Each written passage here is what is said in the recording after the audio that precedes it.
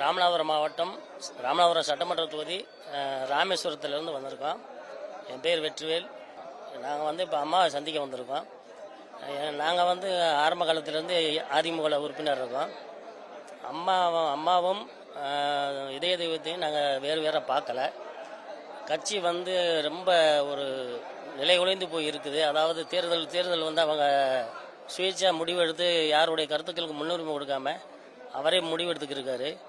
அதனால் பல தோல்விகளை சந்திச்சுக்கிட்டு இருக்கிறதுனால நாங்கள் எங்களை மாதிரி தொண்டர்கள் லட்சக்கணக்கான பேர் கொஞ்சம் வருத்தத்தில் தான் இருக்கோம். இந்த மாதிரி சூழலில் அம்மா 9 ஆண்டு காலம் பொறுமையாக இருந்து இவங்க எல்லாம் ஒன்றிணைஞ்சிருவாங்க அப்படின்னு சொல்லி பொறுமையாக இருந்தாங்க. எல்லாரையும் பொறுமை இழக்க வச்சுட்டாரு. கட்சியினுடைய மூத்த தலைவர் எல்லாம் வெளியேறாங்க. அம்மா இதுக்கு மேலும் பொறுமையாக இருக்கக்கூடாதுன்னு சொல்லிட்டு அவங்களே ஒரு கட்சி கொடி அறிவிச்சாங்க. அவங்களே ஒரு கட்சியும் தொடங்கிட்டாங்க. அதனால் நாங்கள் அம்மா பின்னாடி வரணும்னு சொல்லி முடிவெடுத்துட்டோம். மாண்புமிகு செல்லம்மா அவர்கள் இந்த கழகம் ஆரம்பிச்சதுக்கு இங்கே வந்திருக்கக்கூடிய அனைவருக்கும் என்னுடைய தாழ்ந்த வணக்கம். அதிமுக பற்றி சொல்ல வேண்டுமானால் 2017 அதிமுக ஆட்சியை கலைக்க கவர்னர் இருக்கின்ற நேரத்தில் செல்லம்மா கூவத்தூருக்கு சேர்ந்து அந்த கழகத்தை உருவாக்கி நிலைமை நாட்டினவங்க. அந்த 2017 ரெக்கார்டை பிரட்டி போனால் அகில உலகளும் செல்லம்மாவுடைய வளர்ச்சி தெரியும். தமிழ்நாட்டில் தன்னிகரற்ற தனிப்பெரும் மக்களின் புரட்சி தலைவியாய் உதயமாகி இருக்கிறார். என் பேர் பகவதி. மதுரை புறநகர் தெற்கு மாவட்டம் மேற்கு மாவட்டம் கள்ளிக்குடி ஒன்றிய எம்ஜிஆர் மன்ற ஒன்றிய செயலாளர். அமமுகவிலிருந்து இதுவரைக்கும் பயணிச்சிருக்கேன். 1991 அம்மா தலைமையிலான புரட்சித்தாய் சின்னம்மா உங்களுடைய தலைமையில் இருக்கும்போதே நான் பயணிச்சவன். அனைத்து தேர்தல்களிலும் வெற்றி வாய்ப்பு வாங்கி தந்தவன். கடும்பாடுபட்டு உழைத்தவன். அனைத்து கழக தேர்தல்களிலும் அரும்பாடுபட்டு உழைத்தவன். இன்னைக்கு பச்சை துரோகி ஆர்பி உதயகுமார தோக்கடிக்கிறதுக்காக இங்க எல்லாரும் நாங்க அம்மா தலைமையில ஒரு பொறுப்பேற்று வரணுன்றதுக்காக வந்திருக்கோம். அம்மா யாரை கையை காட்டுறாங்களோ திருமங்கலம் தொகுதியில அவங்கள நான் ஜெயிக்க வைக்கணும்.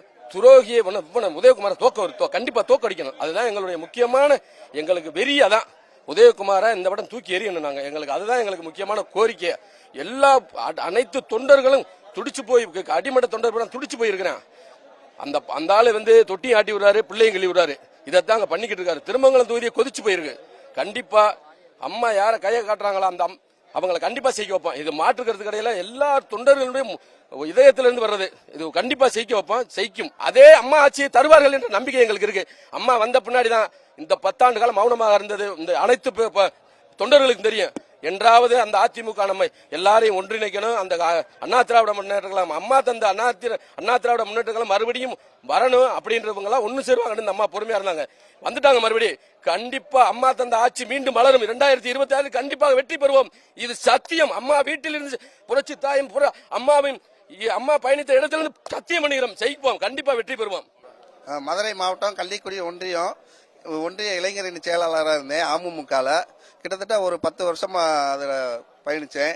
கடைசியில் அந்த துரோகிகிட்டே திரும்ப போய் ஒரு சேர்ந்தனால அம்மா சின்னம்மா தலைமையில இப்போ புதுசா கட்சி ஆரம்பிச்சனால இது எங்களுக்கு ரொம்ப ஒரு வரவேற்பானதா இருக்கு.